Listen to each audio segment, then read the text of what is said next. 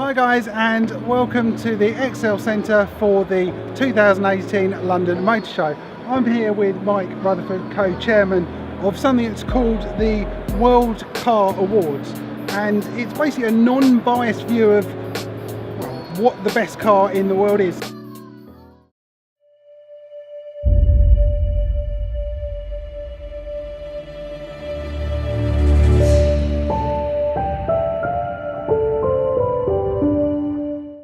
Well, the World Car Awards are based in North America, but that's kind of irrelevant really. I don't know why I mention it, because we're a truly global organisation. The clue is in the title, the World Car Awards. It's not the best cars in Britain, the best cars in Europe, the best cars for the world.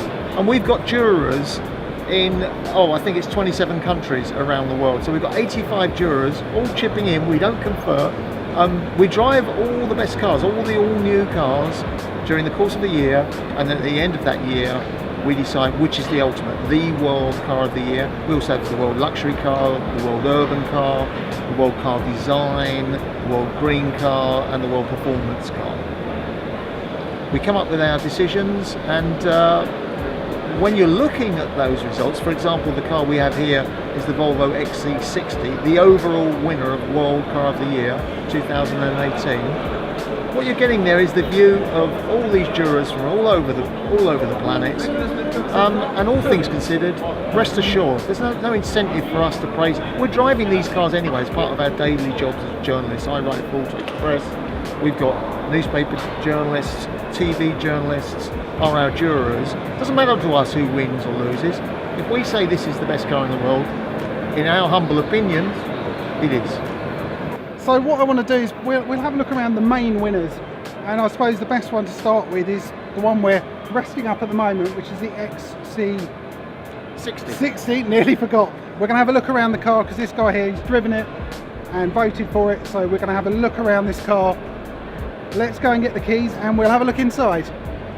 Well, this is the Volvo Xc60. Before you send in any comments about me not wearing a seatbelt, we're not going anywhere, so that's all right, I'm covered.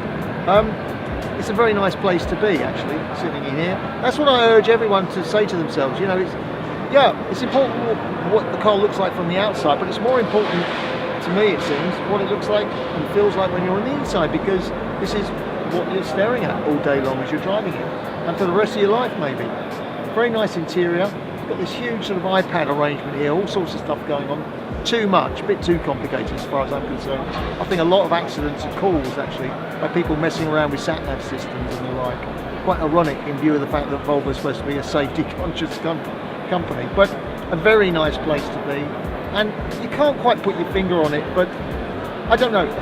I think why this car won World Car of the Year in 2018 is this. It takes Volvo from a regular volume car producer to a premium car manufacturer. There's a big difference. Premium is Mercedes and BMW and Audi and Jaguar and Land Rover. And now Volvo have entered that elite club. And the likes of Volkswagen, try as they might, well, they just can't.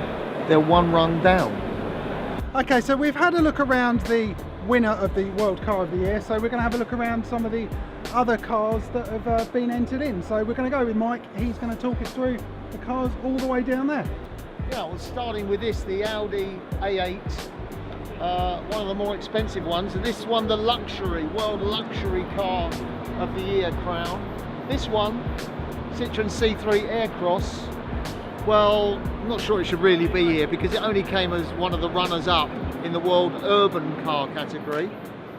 This is here because it did pretty well in the World Car of the Year competition, didn't quite get into the top three. This is the Skoda Kodiaq.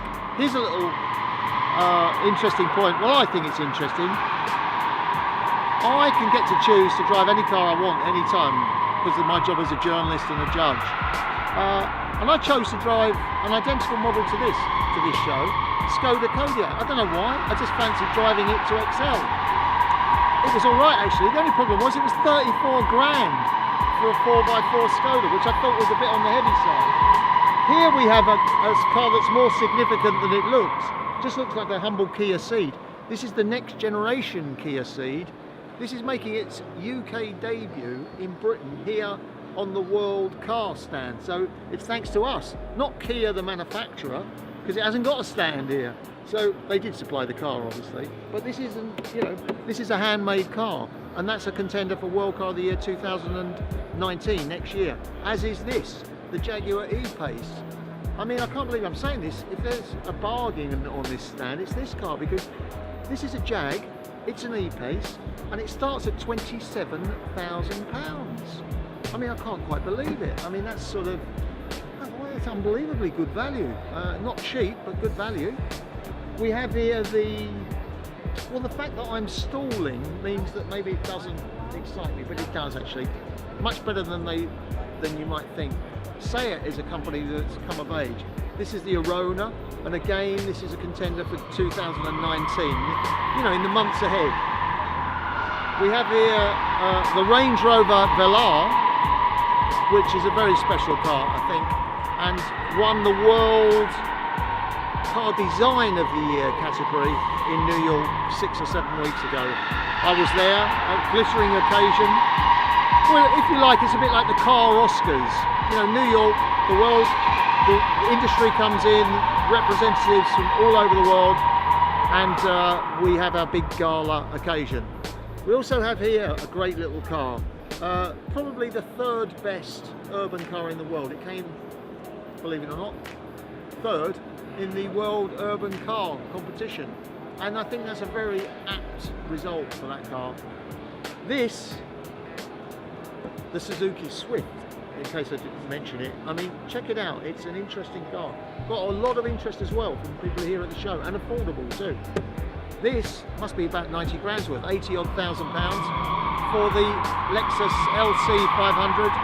I mean, not my cup of tea in terms of styling, it's a bit too flash, I think, but you cannot deny that it's beautiful in its own way. And in fact, this has probably got more admiring glances than any other car at the show. And apologies for the noise, there's some lunatic over there, Paul Swift, and Russ Swift, Paul Swift, stunt drivers, they've been driving around in circles for hours. That's what they'll be able to do, tell their grandchildren. What did you do for a living, Dad? I drove around it for hours, making a noise, squealing tyres, while people were trying to make YouTube videos. Thank you, gentlemen. Well, I use the term loosely. You're noisy. So, finally, I think, the VW Polo won the World Urban Car of the Year category. This is a category that I personally introduced, and I think it's very, very important. It's lost it's like a bit of a shrunken Golf, actually, the new Polo, and that's no bad thing, but I just thought the old Polo had quite a bit of character to it. It was like a little boxy little thing, quite cool, I thought. This is more like a Golf that's just been slightly downsized, and it's lost its character, I think, a bit, but it has won World Urban Car. I wouldn't argue with that. I think I voted it first or second, or joint top. It is a very good car, but more important than this car is this whole urban car issue, because I tell you what, it's a fact, and if anything, all the predictions are that this problem is going to get worse, not better, and that's that everyone's moving to cities across the world. I mean, maybe not in your part of Britain or wherever, or the world, but generally speaking, people are moving from rural areas to urban areas, and that means people want cars, and there's not going to be space for the cars. So an urban car category, a car that's only up to 4.2 meters long, is very important, because I think we're going to be forced, for sheer physical reasons, space reasons, and by the politicians, to drive smaller cars, because otherwise where are they all going to go? They're not going to start building double-decker streets for all of us to drive on, and of course much easier to park a 4-meter car than a 6-meter car, obviously. I'd go further still and say there should be a rule that says if you've got a 2.5, 3-meter car and you're only taking up half a parking bay, well, you should get it for half price. Why should the person who's got one of those little funny smart things, which I don't like actually, but they are quite popular and people do like them that own them, why should the owner of a car like that pay the same as somebody who's got a 5-meter long Rolls Royce? Sure, he should pay half. Logical. Urban cars, very important. So we've had a look around all of the cars that have won in their various categories, and the one behind me here, Velar, that won the design category. So we're going to have a better look around inside. From what I've been told by this guy, Inside is amazing. So let's go in and have a look. Absolutely, I'm looking forward to this because this is a car that, again, I went to the Frankfurt Motor Show last year, autumn, and again I've got, you know, spoiled for choice. I know I'm a lucky man. And I chose to drive this. Not a particularly high spec version, about a 50 grand version, Velar. And I think somebody has taken the keys and run away with them. So we better come back to this in a minute. Well, you know, I think I said earlier that the Volvo XC60 is a nice place to be. This is an even better place to be. Forget about whether it's the overall World Car of the Year. This is not, the Volvo is. This Velar is the World Car Design of the Year, and design means, of course, the exterior, under the bonnet, design engineering, and the interior as well. This is what you're staring at for every mile you do, so it's got to be right, and it is right. I drove this down to the Frankfurt Motor Show last year, and I couldn't wait to turn around and come back, actually, because I enjoyed the drive so much. It was just such an appropriate vehicle for a journey like that. Incidentally, I had my electric bike in the back. Frankfurt Motor Show is, a little tip for anyone out there, Frankfurt Motor Show is so large you need a bicycle to get round it. Honestly, you think I'm joking? Folding bike in the back, worked like a dream. Great car. You know, Jaguar Land Rover is probably the company of the decade. They're owned by Tata of India. Isn't it funny that Ford and BMW owned Land Rover and Jaguar? Couldn't do anything with them. Tata, the Indians, get their hand on it, and look what happens. They've revolutionised the company for the better. And so, yeah, a worthy winner of the World Car Design Award. And you know, if I had to drive away from the show tonight in any car of my choice and own it and keep it forever, it wouldn't be that 90 grand Lexus or that Volvo. I think it'd be this one. We've had a look over all of the cars that were in the World Car of the Year. Do you agree with that opinion? Do you think the Volvo is the best car in the world? Is the Velar the best looking car in the world? Be interesting. Put your comments down below of what was your favourite. Do you agree? Do you not agree? Anyway, that's the end of the video. If you have enjoyed it, please give me a thumbs up. Comments are always welcome, and remember to click on that subscribe button. Thanks for watching.